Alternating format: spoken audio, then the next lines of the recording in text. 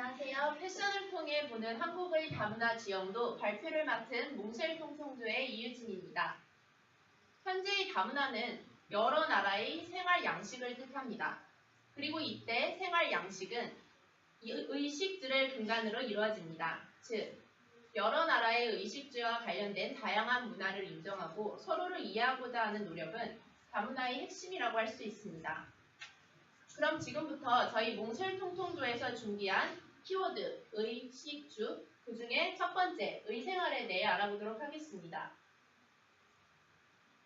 저희는 의복 다문화의 형성 배경, 한국 의복 다문화의 현 주소, 부작용과 해결 방안, 한국의 의복 다문화의 미래라는 4가지 카테고리로 분류하여 발표를 시작하도록 하겠습니다. 오늘의 발표는 의복 다문화를 공간적 개념에서 분석하여 크게 부산, 이태원, 동대문 이렇게 3가지 지역을 대표로 설정하여 살펴보고자 합니다.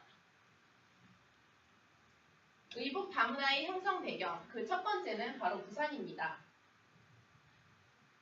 부산은 1945년 광복 시점 일본인들이 철수하면서 전시물자를 팔아 돈을 챙기기 위해 국제시장 자리를 장터로 삼으면서 시장이 이렇게 형성되었습니다. 그리고 1950년 한국전쟁 이후 피난민들이 장사를 시작하면서 활기를 띠게 되었는데요. 미군용 군용물자와 함께 부산항으로 밀 수입된 온갖 상품들이 이곳을 통해서 전국으로 공급되었습니다. 이른바 도매시장을 일컫는 돗대기시장과 양피시장 등을 통해 본격적으로 다양한 의복 문화가 만들어진 것입니다. 그리고 두 번째는 이태원입니다.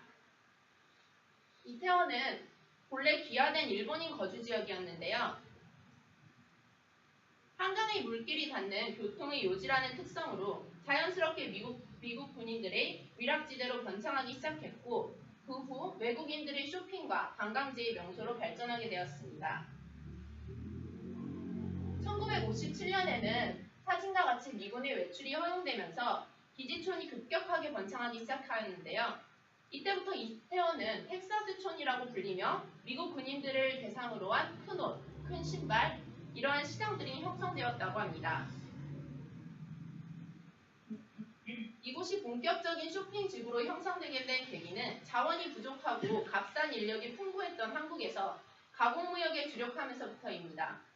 이때 정부에서 보세 제품 수출 정책을 추진하면서 이태원 일대에 미군을 고객으로 대상으로 하는 양복점, 유기점, 신발가게 등 여러가지 보세점들이 생겨났고 뒷골목에는 수출용 가내 공장이 들어서게 되었습니다. 이렇게 형성된 이태원 상가 일대에는 그 후 내국인과 외국인 막론하고 많은 사람들이 보세 상품을 구입하기 위해 이태원으로 몰려들었고 86 아시안게임, 88 아시안 서울올림픽 등을 통해 국제행사 등을 통해 외국인들에게 더욱 번창하면서 알려지면서 한국의 유명 쇼핑거리로 자리잡게 되었습니다. 다음은 떠오르는 의복의 핫플레이스, 바로 동대문인데요. 동대문은 처음에 90여 개의 점포로 시작된 광장시장이 1930년대 이후 직물 및 토목으로 도소매망을 구축하면서 현재의 동대문 시장이 형성되게 되었습니다. 물론 6.25 전쟁으로 인해 완전히 파괴되는 아픔도 있었으나 군용물자나 외래품이 다시 거래되면서 이곳은 활기를 띠기 시작합니다. 그리고 동대문 의류시장이 본격적으로 전국적인 도매 산지로 정착하게 된 시기는 바로 1961년 평화시장이 개장되면서부터입니다.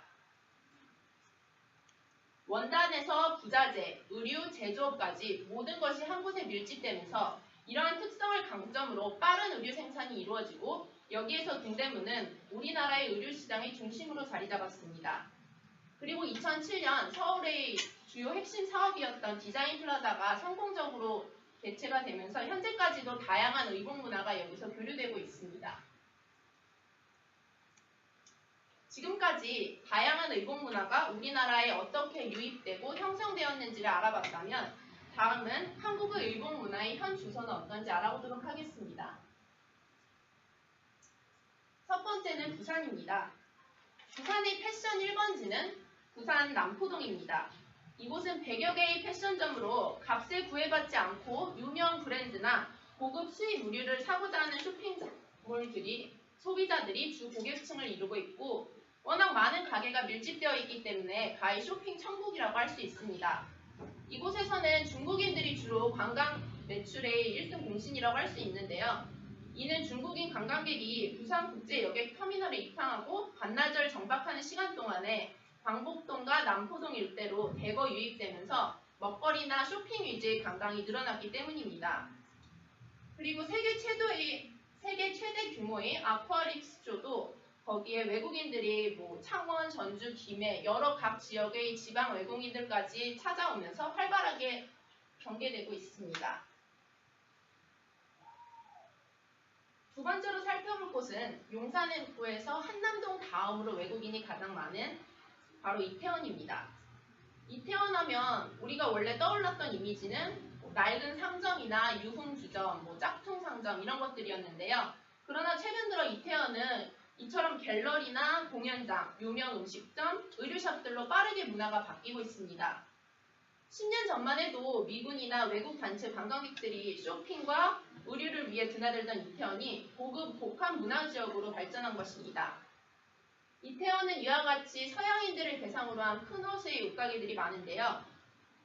지금은 1997년부터 관광 특구로도 지정되어서 매년 10월 이태원 지구촌 축제가 열릴 정도로 외국인들에게는 한국인의 멋을 그리고 한국인들에게는 세계의 다양함을 보여줄 세계 민속 의상쇼 등 다문화인들의 활발한 문화 교류가 이뤄지고 있습니다. 마지막으로 알아볼 것은 바로 한국 최대의 의류 도매 시장이자 외국인들이 꼭 들르는 관광 명소가 되기도 한 동대문입니다.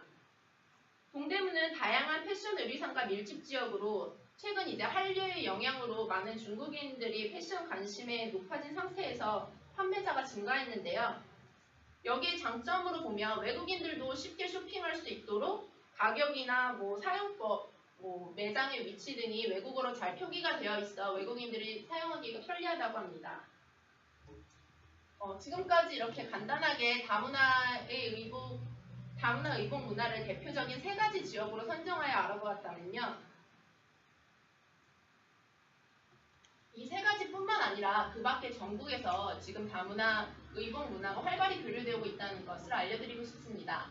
수원 다문화 한가족 축제, 청계천 세계 다문화 패션쇼, 다문화 박물관, 의상체험 패션쇼. 저희가 자료 찾으면서 굉장히 많은 지방에서 각 대학에서 각 자치단체에서 굉장히 많은 행사가 이루어지고 있다는 것을 알게 되었는데요.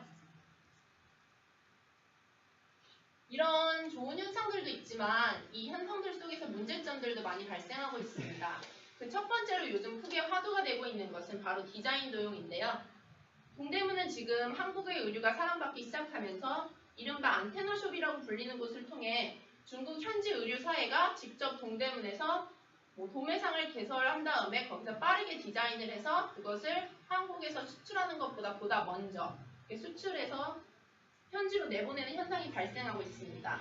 또 중국인이 중국인을 위한 옷을 만들기 위해서 메이드 인 코리아만 붙여서 값비싼 옷을 팔고 있기도 한 상황입니다.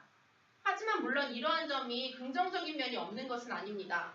중국 상인들이 활발하게 동대문 진출을 해준 덕분에 내수 침체를 겪고 있는 동대문 패션 사업에서 오히려 그 패션 타운의 경기가 활성화된다는 점에서는 긍정적인 영향을 끼치고 있습니다.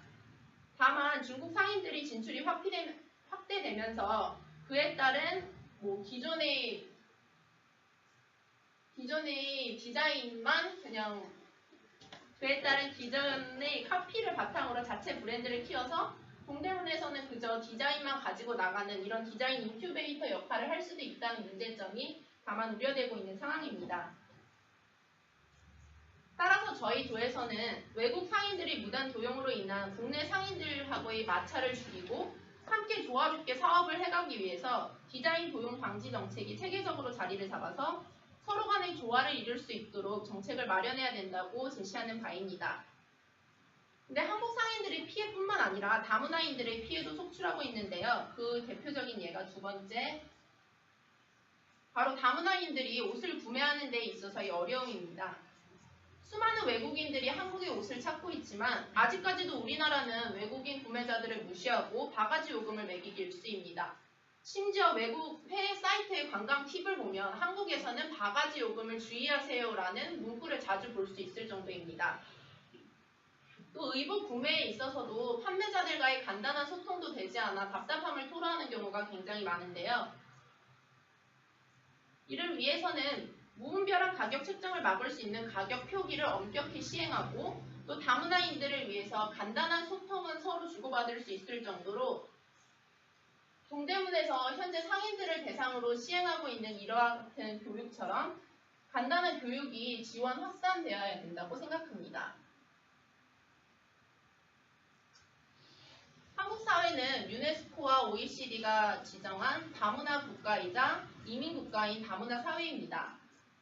물론 항상 한 핏줄만을 강조하던 우리 사회가 다문화인들의 급증하고 있는 현상에 대해서 부적응을 겪는 것은 어찌 보면 당연한 일일지도 모릅니다. 하지만 다문화인들이 한국 의류에 대한 애정을 갖고 관심을 가져주는 것처럼 우리 또한 다문화 가정의 문화의 다양성을 인정하고 그들의 개별 문화권을 존중하고 강조한다면 이제는 한국인뿐만 아니라 다국적 외국인들을 대상으로 한 그리고 그들을 고객으로 인정한 새로운 또 다른 화합의 시장을 열어갈 수 있을까 생각됩니다. 이상 저희의 조의 발표를 마치겠습니다. 감사합니다.